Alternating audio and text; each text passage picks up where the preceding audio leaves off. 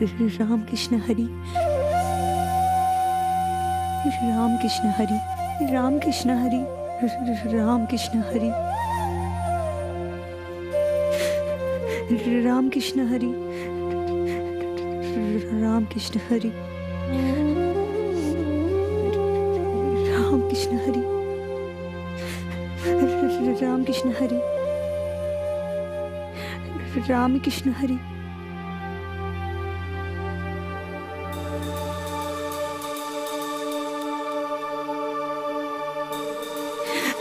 राम कृष्ण। ठंड लग रही है? हाँ।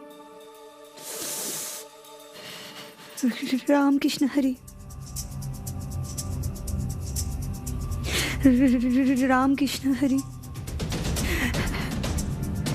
राम कृष्ण हरि, राम कृष्ण हरि, राम कृष्ण हरि,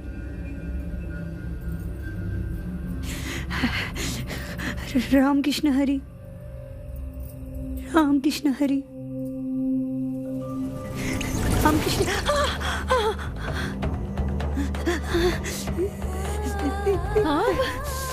आप ज्यादा लग रही होगी ना?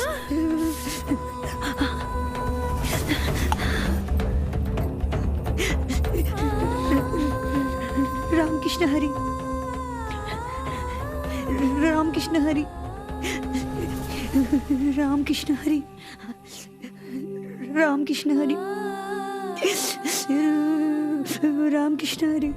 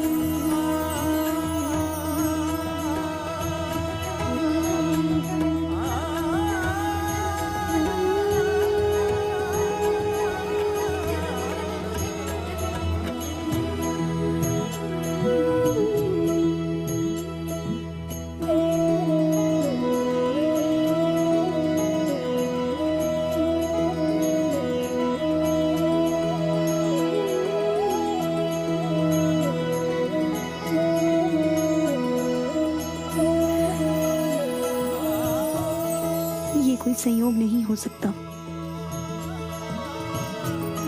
हे ईश्वर,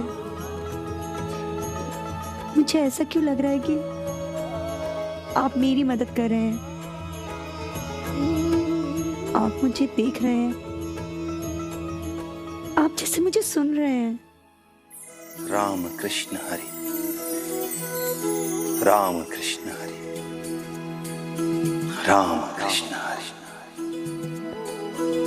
राम कृष्ण हरि, राम कृष्ण हरि, राम कृष्ण हरि, राम कृष्ण हरि, राम कृष्ण हरि,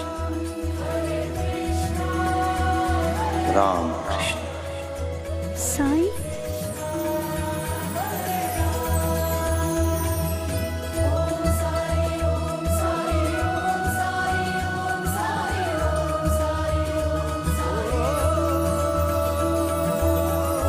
राम कृष्ण हरि, राम कृष्ण हरि, राम कृष्ण हरि।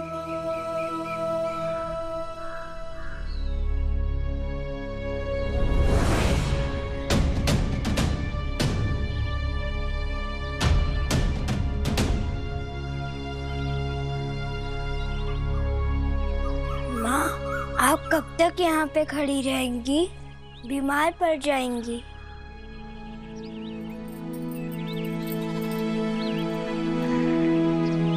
उसके होते हुए मुझे कुछ नहीं होगा।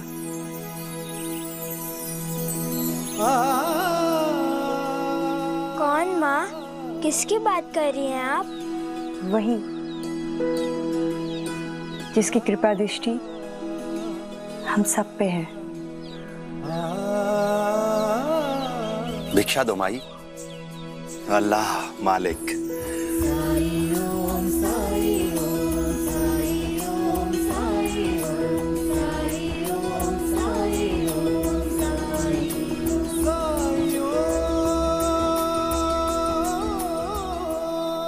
हमने तय कर लिया है, हम विद्यालय के बाद यही बैठेंगे, यही सारा काम खत्म करेंगे और यही खेलेंगे ताकि तुम अकेले ना रहो। लेकिन ऐसा क्या हो गया अचानक? रानू जी काका भी चले गए तो तुम अकेले हो गए ना। ऐसे में तुम्हारा ध्यान कौन रखेगा? और इतने सारे लोग आते हैं तुमसे मिलने के लिए, उसमें भी तो मदद चाहिए होगी तुम्हें। वैसे भी उन्हें तो सिर्फ कंबल बुनना आता था। द्वारका माई जरूर कहते थे, लेकिन कुछ भी तो नहीं सुधारा है यहाँ। और तुम क्या सुधारोगी यहाँ?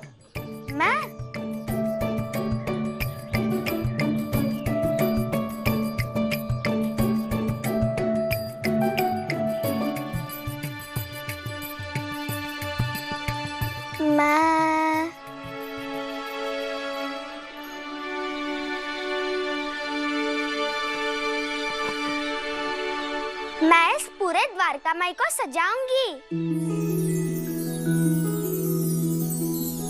अब नवरात्रि आने वाली है, मतलब तुमसे मिलने बहुत लोग आएंगे। लेकिन तुम चिंता मत करो, मैं सब संभालूंगी। मैं कपड़े का झूला बनाकर पेड़ से टांग सकता हूँ। अच्छा, साई बच्चे हैं क्या जो कपड़े के झूले में झूलेंगे? मैं बताऊंगी क्या करना है। तुम्हारी बात कौन टाल सकता है? ये द्वारका माई तुम्हारी ही है, जैसे इच्छा हो सजा लो। मुझसे कोई मदद चाहिए हो तो कहना। तुम अपनी जली बूटी कोटो, ये काम मुझ पे छोड़ दो। अच्छा।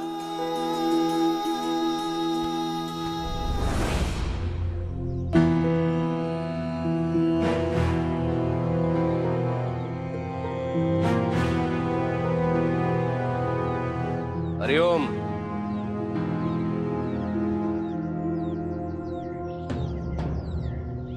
न जाने मुझे ऐसा क्यों लग रहा है, कल से तुमने स्नान नहीं किया है। वस्त्र भी वही है कल वाले। हरिओम हरिओम। स्नान नहीं किया है तो पूजा की तैयारी नहीं की होगी, खाने के लिए कुछ नहीं बनाया होगा। आपने ही तो कहा था आपके लौटने तक मैं यहाँ खड़ी। मतलब कल से तुम यही खड़ी हो? हरिओम हरिओम। लेकिन तुम्हारे चेहरे पे तो बिल्कुल थकावट नहीं दिख रही है। आई तो पूरे दिन और पूरी रात यहीं थी, खाना भी नहीं खाया। जाओ, दिन की अवधि समाप्त हो गई। हरिओम।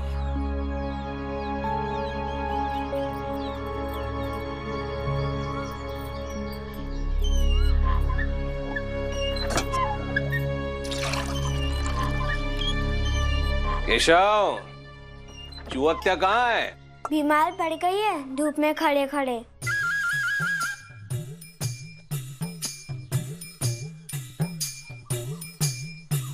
बीमार पड़ गई है? धूप में खड़ी थी? क्यों? वो क्यों थी धूप में खड़ी? आई पर नजर रख रही थी ना।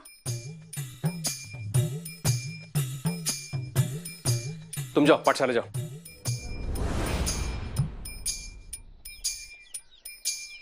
विचित्र है सब, जिसे दंड मिला वो ठीक ठाक है और जिसे नहीं मिला वो अस्वस्थ हो गई है।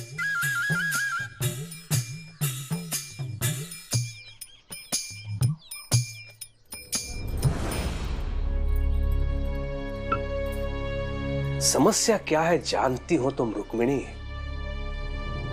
मैं तुम्हें आदेश देता हूं लेकिन तुम अपने बुद्धि का उपयोग नहीं करती हो।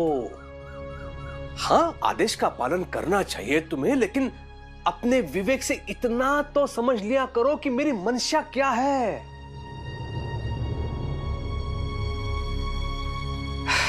हरिओम हरिओम।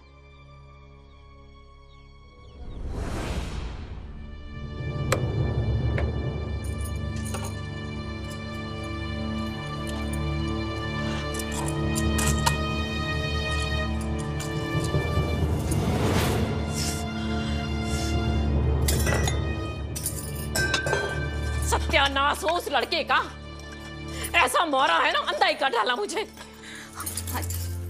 संभाल के, आप बैठिए आराम से, सब ठीक हो जाएगा आई।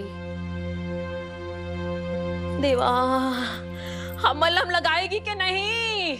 हाँ अभी लगाती हूँ। हाँ।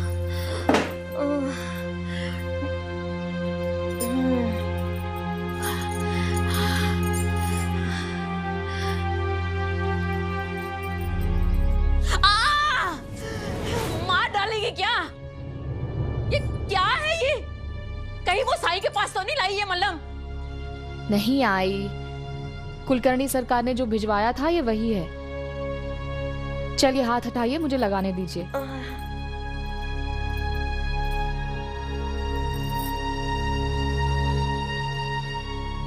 पता नहीं मेरे साथ ही ऐसा क्यों हुआ।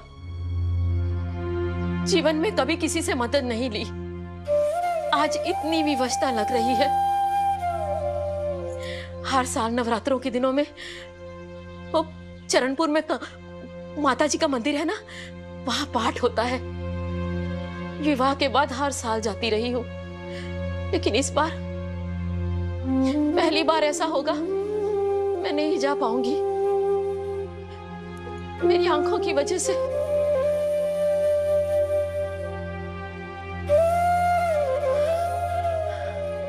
देवा, आप आराम कीजिए आई, मैं आपके लिए खीर लाती हूँ।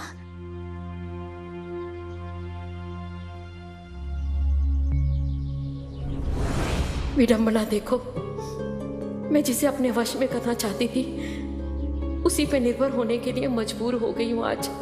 मैं जिसे औरों की मदद करने से रोकना चाहती थी, आज उसी की मदद के बिना मेरे लिए कुछ भी संभव नहीं। देवा, क्या करूं मैं?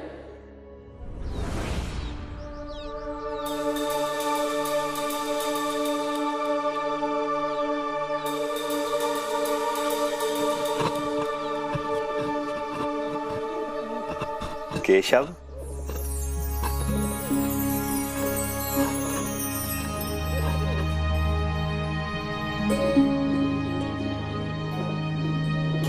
अंदर आओ। डरो मत, अंदर आओ।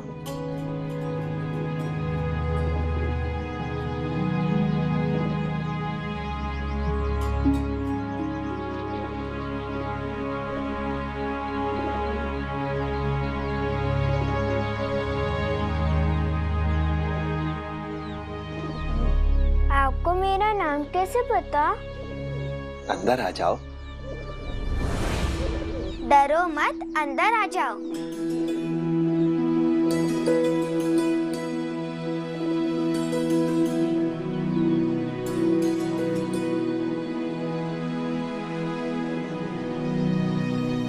वो मेरी माँ प्रार्थना कर रही थी।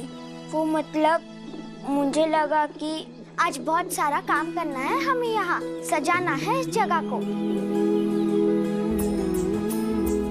मुझे नहीं लगता कि तुमने कभी अपने घर में झाड़ू भी लगाया होगा, लेकिन मैंने रंगोली बनाना तो सीखा है माँ से। बना के दिखाऊं?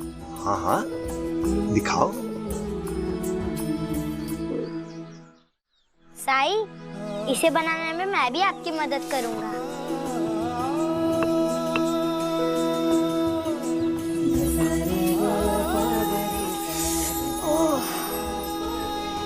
जिब्री, मुझे कपड़ा दो ना।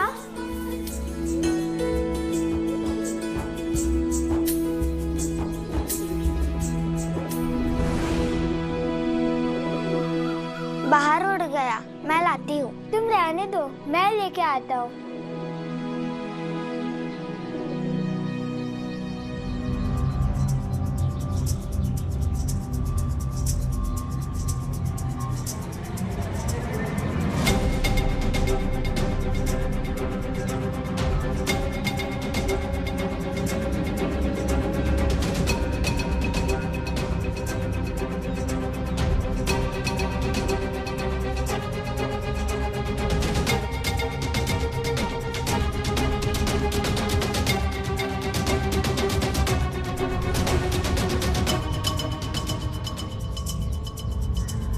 ओहो अंता जी, बातों बातों में हम खंडहर तक पहुंच गए। सरकार ने मुझे दुकान से घी लाने को कहा था। चलिए चलिए चलिए।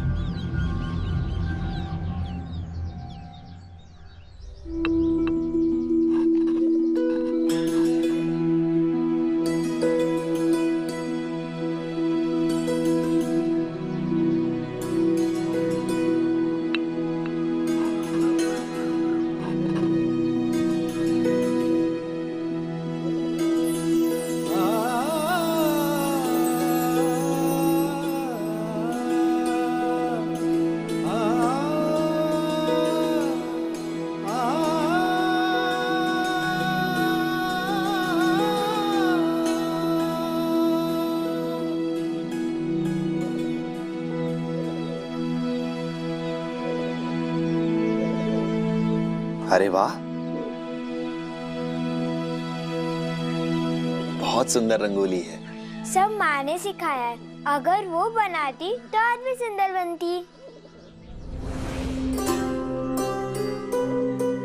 लेकिन वो तो घर के बाहर ही नहीं आ सकती है।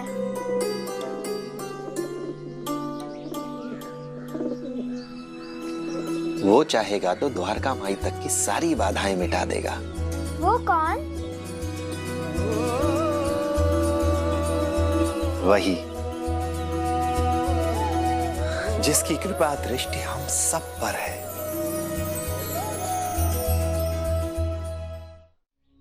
तुम्हारे साथ सब अच्छा हो गया है, इसकी सबसे ज्यादा खुशी मुझे है। मैं जानती हूँ, एक आप ही तो थी जिन्होंने मेरे मुश्किल समय में मेरा साथ दिया। गांव की सारी स्त्रियों को एक साथ मेरे समर्थन में खड़ा करने वाली आप ही तो थी। मैं यही सोचती हूँ कावेरी कि हम औरतें अपनी अपनी दुनिया में इतनी उलझी रहती हैं कि हमारे पास कुछ और सोचने करने के लिए समय ही नहीं बचता है। घर, पति, परिवार, बच्चे, चूल्हा चौका, इसी में हमारा पूरा दिन निकल जाता है। फिर किसी और के बारे में कहाँ से सोचे। और जब हमारी इस दुनिया में कोई मुश्किल खड़ी हो जाती है तो जैसे सब कुछ बिखरने लगता है। समझ ही नहीं आता कि किससे बात करें, किससे सहायता लें। अब बिल्कुल ठीक कह रही है बाइजाक का। कितना अच्छा होगा ना कावेरी, अगर हम औरतें आपस में मिलना जुलना बढ़ा सकें, एक दूसरे की तकलीफों को बांट सकें, एक दूसरे से कुछ सीख सकें, ताकि मुश्किल के समय में हम अकेला तो महसूस नहीं करेंगे। बहुत अच्छा होगा अगर ऐसा हो सका, लेकिन ये कैसे संभव होगा?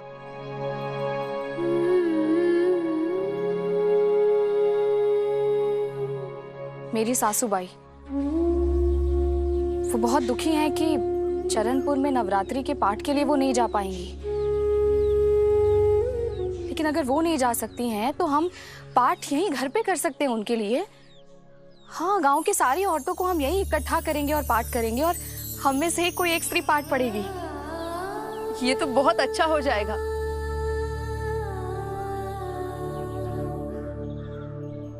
लेकिन बाइजाक का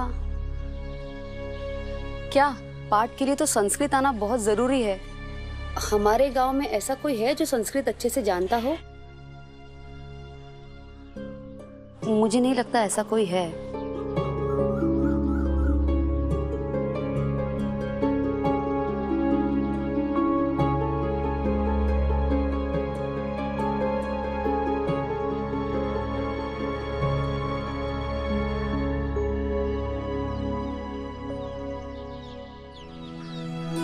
सुना है बहुत जल्द ही ये जगह सजने वाली है।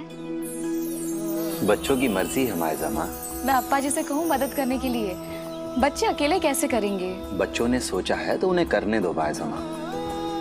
मदद की जरूरत होगी तो मांग लेंगे, और बिना मांगे किसी की मदद करने का मतलब है उसे सीखने से रोकना। अगर हम बच्चों को कोशिश करने से रोकेंगे तो वो कोशिश करना कैसे सीखेंगे? अगर हम तितली की उसके कोश से निकलने में मदद कर दें तो उसके पंखों में उड़ने के लिए ताकत कहां से आएगी?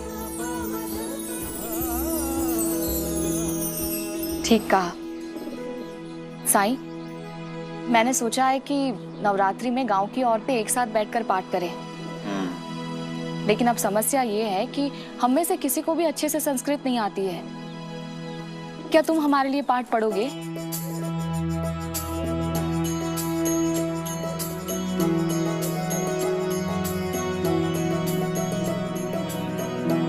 बाज़मा, क्या तुम्हें पूरा विश्वास है कि शिरडी में कोई भी ऐसी स्त्री नहीं है जिसे संस्कृत अच्छे से आती हो?